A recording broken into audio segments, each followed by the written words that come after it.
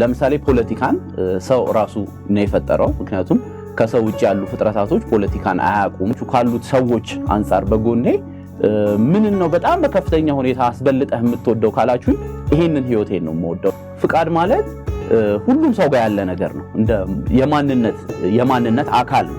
ለምሳሌ ሁሉም ሰው ሳምባ እንዳለው ወይም ደግሞ ሁሉም ሰው በተፈጥሮ የሚሰጡት ነገሮች እንዳሉት ይሄም ነገር አብሮት በተፈጥሮ ያለ ነገር ነው። እኛ የምንነግራችሁን ነገር እንዴት ነው የምወስደው ወይም ደግሞ እንዴት ነው የኔ የማደርገው ብላችሁ ለምትጠይቁና ለምታስቡ ሰዎች የምትወስዱት ኦሬዲ ባላችሁ ማንነት ይሆንና ግን በዛ ማንነታችሁ የመምረጥ ፍቃድ ስላላችሁ ወይም ደግሞ ይሄ ነገር ይመቸኛል፣ ይስማማኛል፣ ስለዚህ በዚህ መንገድ ሊሂድ የማለት አቅሙ ስላላችሁ ያንን አቅማችሁን ተጠቅማችሁ ነው የምትሄዱት ማለት ነው።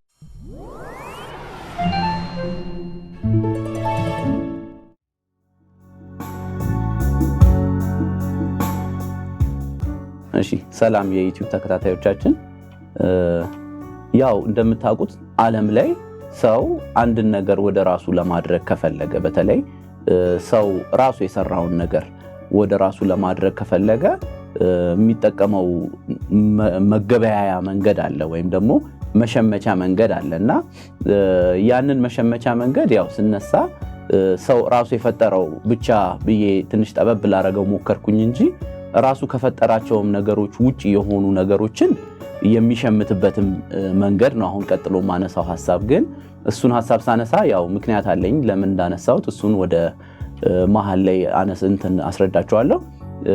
ይሄንን መሸመቻ ተጠቅሞ ተፈጥሯዊ የሆኑ ነገሮችንም አብዛኛውን ደግሞ ራሱ ሰው የሰራቸውን ነገሮች ወደ ራሱ ለማስገባት የሚጠቀምበት መንገድ አለና እሱን መንገድ ያው በጥቅሉ ስንጠራው ስሙን ገንዘብ እንለዋለን።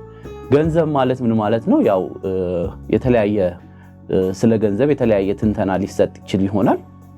እንደየዘመኑ እንደየሀገሩ የተለያየ ስያሜና የተለያየ ቅርጽ ሊኖረው ይችል ይሆናል። ግን በጥቅሉ ከረንሲ እንለውና ከረንሲ ደግሞ ምንድነው? አንድን ነገር ሰው ገዝቶ የራሱ ለማድረግ ሲፈልግ አንድን ሀገርም ሊሆን ይችላል፣ አንድን አካልም ሊሆን ይችላል፣ አንድን ፍጥረታዊ የሆነ ነገርንም ሊሆን ይችላል። ብቻ ገዝቶ መጀመሪያ እሱ ያልነበረን ነገር ወደ ራሱ ለማድረግ የሚጠቀምበት መንገድ ነውና እሱን በምሳሌ በደንብ አድርጌ በነባራዊ ሁኔታም አስረዳችኋለሁ፣ ለአእምሯችሁም ቀረብ ባለ መልኩ ማለት ነውና የሚጠቀምበት ይሄንን ግን ወስዶ ወደ ራሱ የሚያደርግበት መንገድ ገንዘብ ይባላል። መገበያያ ነው። ያው ገንዘብን የማያውቅ ሰው የለም። ከትንሽ እድሜ እስከ ትልቅ እድሜ ድረስ ሁሉም ሀገራቶች ኦልሞስት ምድር ላይ ሁሉም ቦታ ላይ እውቅና በሰው ዘንድ የተሰጠው መገበያያ ገንዘብ የሚባል ነገር ነው ማለት ነውና ቅድም እንዳልኳችሁ ዓለም ላይ ሰው ራሱ የሰራቸውንም ነገሮችን የሚያካትታል፣ ራሱ ያልሰራቸውንም ደግሞ በተፈጥሮ ያገኛቸውንም ነገሮችን አንዳንዶቹን ይመለከታል፣ ሁሉንም ስለማይሆን ማለት ነው። እሺ ለምሳሌ ሰው ራሱ የሰራቸው ነገሮች ምንድናቸው ብለን ብናስብ እስከዛሬም ከዚህ በፊት በነበሩን ትምህርቶች የተወሰነ እያነሳንላችሁ መተናል። ግን ከሱም በተጨማሪ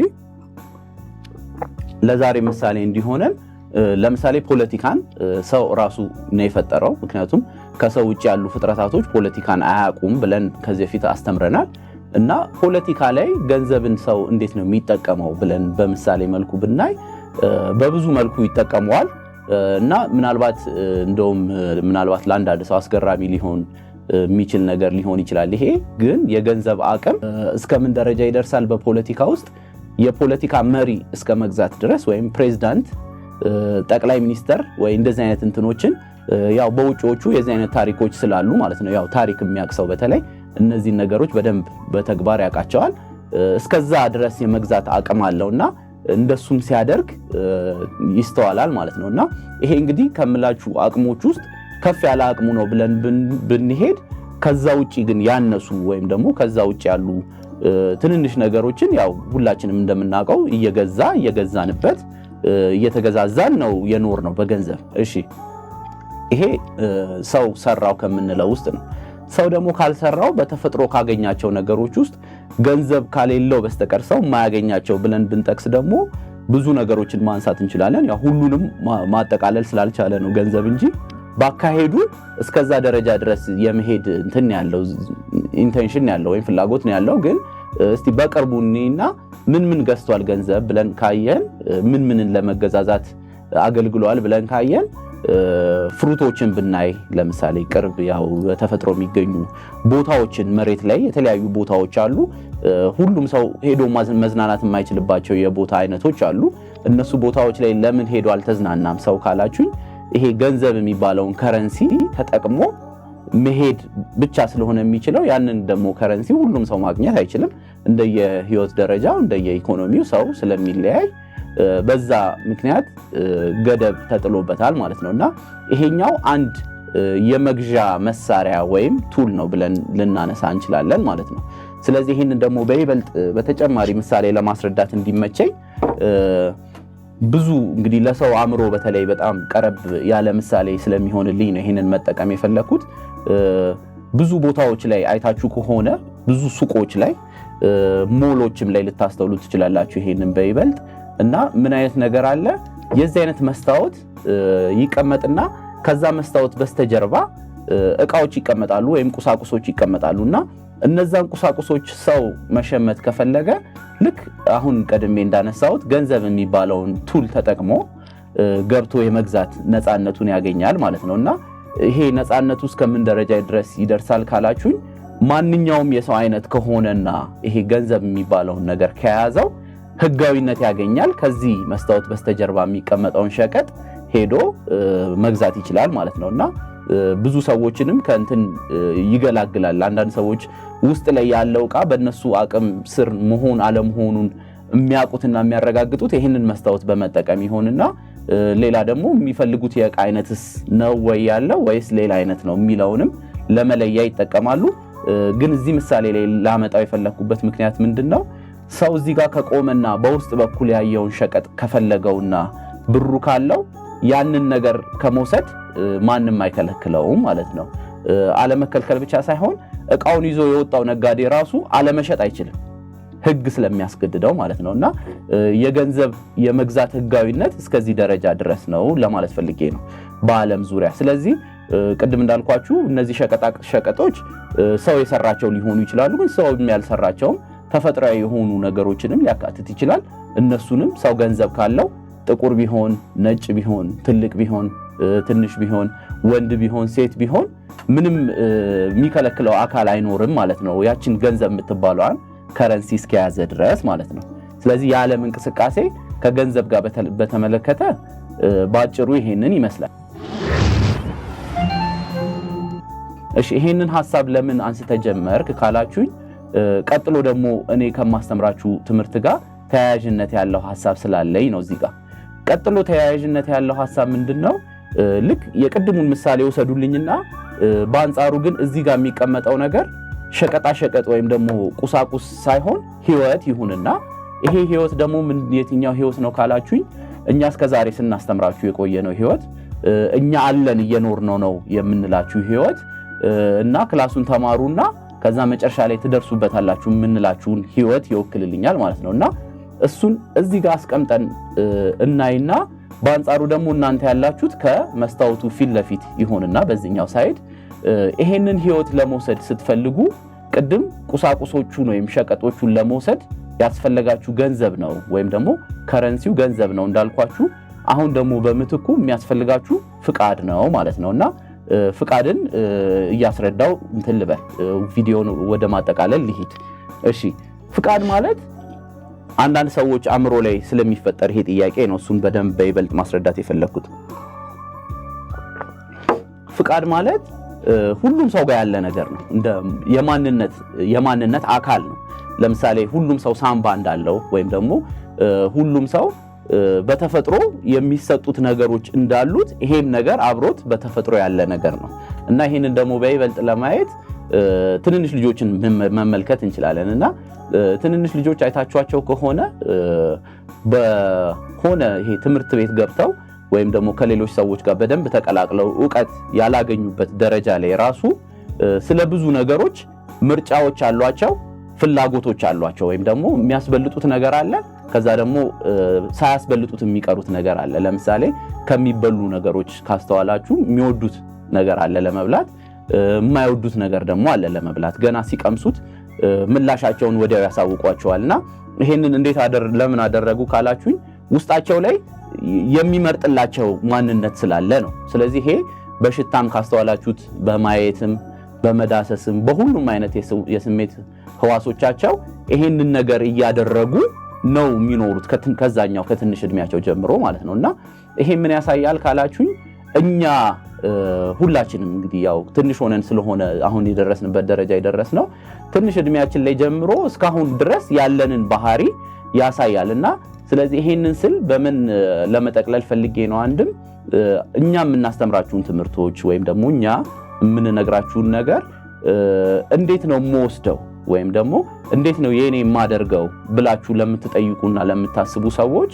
የምትወስዱት ኦሬዲ ባላችሁ ማንነት ይሆንና ግን በዛ ማንነታችሁ የመምረጥ ፍቃድ ስላላችሁ ወይም ደግሞ ይሄ ነገር ይመቸኛል ይስማማኛል ስለዚህ በዚህ መንገድ ሊሂድ የማለት አቅሙ ስላላችሁ ያንን አቅማችሁን ተጠቅማችሁ ነው የምትሄዱት ማለት ነውና ሌሎች እንትኖች ተጨማሪ ጥረቶች አያስፈልጉኝም እንዴ ለምትሉትም ምላሽ ሊሆን ስለሚችል ይሄ ማለት ነውና ተጨማሪ ጥረት አያስፈልጋችሁም እስካሁን እያደረጋችሁት ያላችሁትን ነገርና ከዛ ደግሞ በአካል ከዚህም በላይ ደግሞ በአካል በተዘጋጀው ክላሶቻችን ላይ መታችሁ መማር ብቻ ነው እንጂ የሚጠበቅባችሁ ሌሎች ልምምዶች ወይም ደግሞ ሌሎች ቅድመ ሁኔታዎችን ማሟላት የለባችሁም ማለት ነው። ይሄ ፍቃድ የምለው ነገር አቅሙ የመጨረሻ አቅሙን ቢጠቀምና ለሰው ተጠቅሞ የመጨረሻ አቅሙን ቢያስገኘው ምንድነው ትልቁ ነገር ሊያስገኘው የሚችለው ካላችሁኝ ደግሞ ከዚህም ጋር ተያይዞ ይሄንን ህይወት ነው የመጨረሻ ነገር ገዝቶ ማግኘት የሚችለው ይሄ ፍቃድ የሚባለው ነገር ማለት ነውና እኔ የራሴን ምሳሌ ራሱ እዚህ ጋር አንስቼ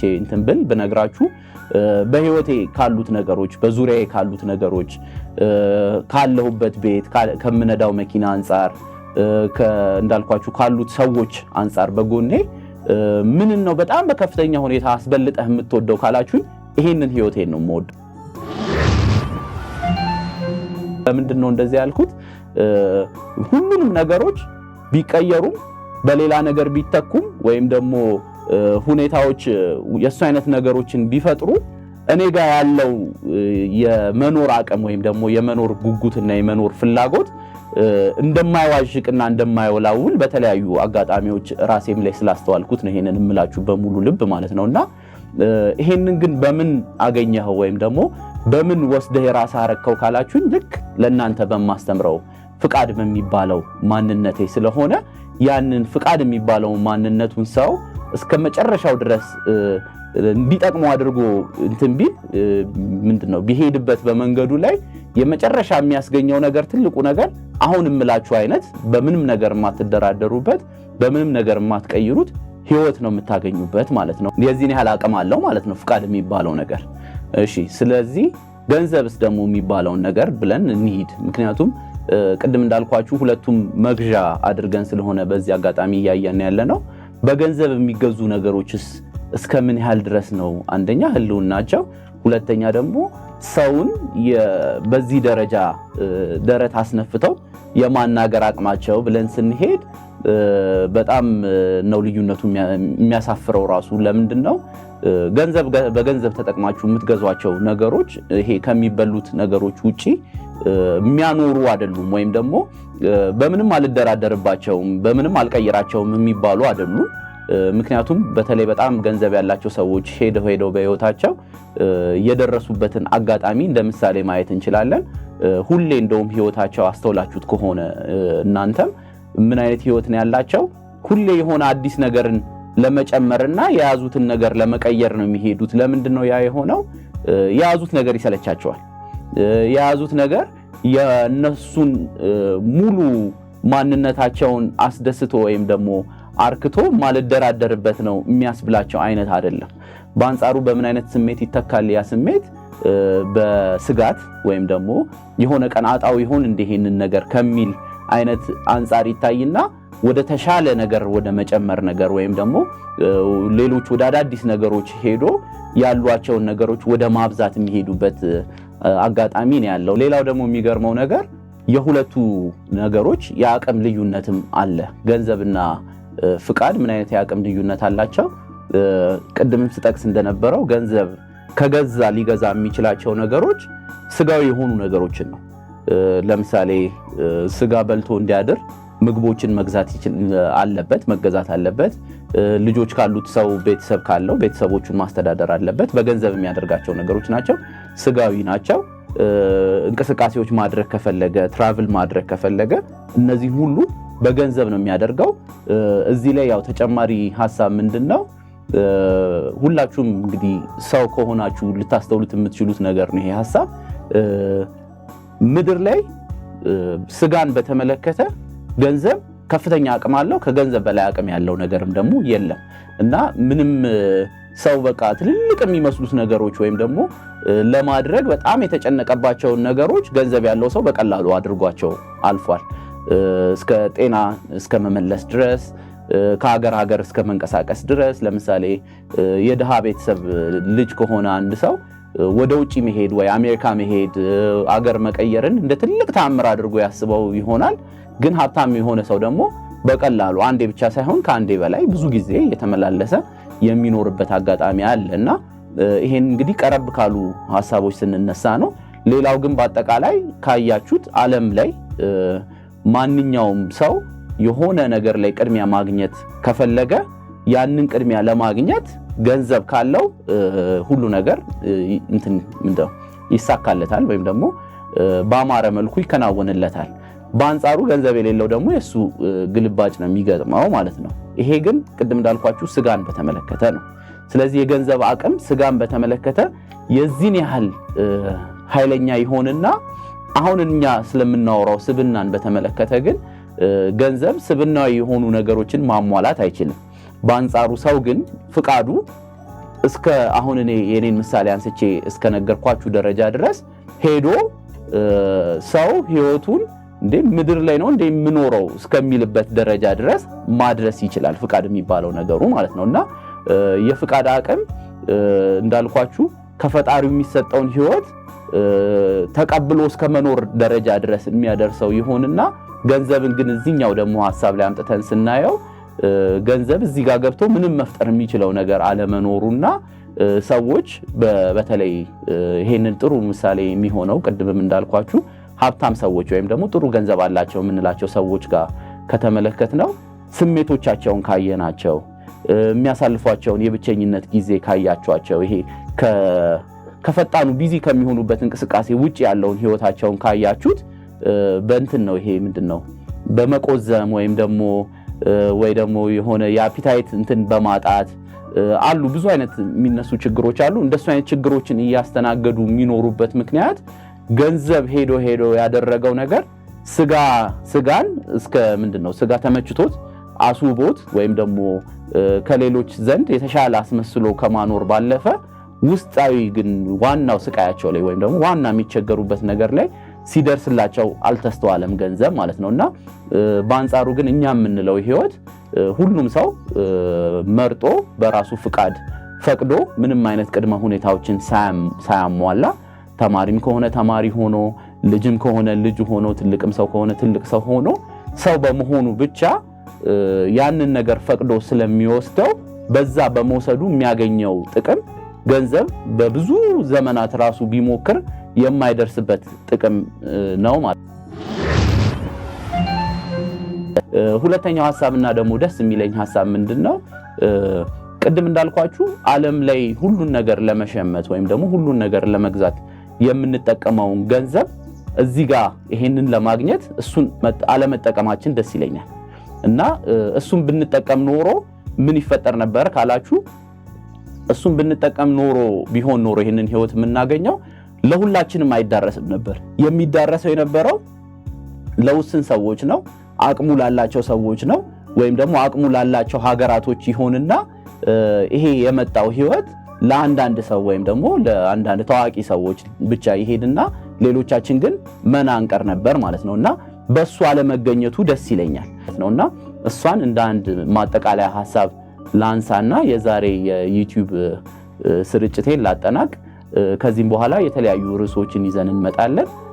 ቅድም እንዳልኳችሁ የኛ ህይወት በተለያዩ አንግሎች ሲታይ እንዳልኳችሁ ብዙ ርዕሶች ይዘን የምንመጣው ቅድም ያልኳችሁ ማልደራደርበት ህይወት ማለት ይሄ ያስኩት ህይወቴ ነው ስል ከምን አንፃር እያልኩኝ እንደመጣው አሁንም ለእናንተ ማስረዳቴን አላቋርጥም። ስለዚህ እናንተም በጥሞና ተከታተሉኝ። ምክንያቱም የእናንተ መከታተልና ክላስ መምጣትም አንድ አሁን ካስተማርኩት ርዕስ ጋር ቀጥታ የሆነ ግንኙነት ያለው ነገር ስለሚሆን ማለት ነው። ፍቃዳችሁን ለማየት መንገዱን ለማየት ስለ ፍቃድ ሳስተምር እናንተ ጋር በተግባር ለመገንዘብ ከፈለጋችሁ አሁን እያደረጋችሁትን ያላችሁትን ነገር በያዛችሁት መንገድ መቀጠልና ክላስ ደግሞ መታችሁ መማር እሱን ነው ብቸኛ ልታደርጉ የምትችሉት ከፍቃዳችሁ ጋር በተያያዘ ማለት ነውና ልምምዶች ወይም ደግሞ ሌሎች ቅድመ ሁኔታዎችን አይወክልም ማለት ነው። አሁን እኔ እዚህ ጋር የምገልጽላችሁ ፍቃድ ብዬ በርዕስ ይዤላችሁ የምመጣው ሐሳብ ማለት ነው። እሺ ስለዚህ በቃ ዛሬ ነበረኝ ቆይታ ይሄንን ይመስላል። በሚቀጥለው ፕሮግራም እስከምንገናኝ ቻው።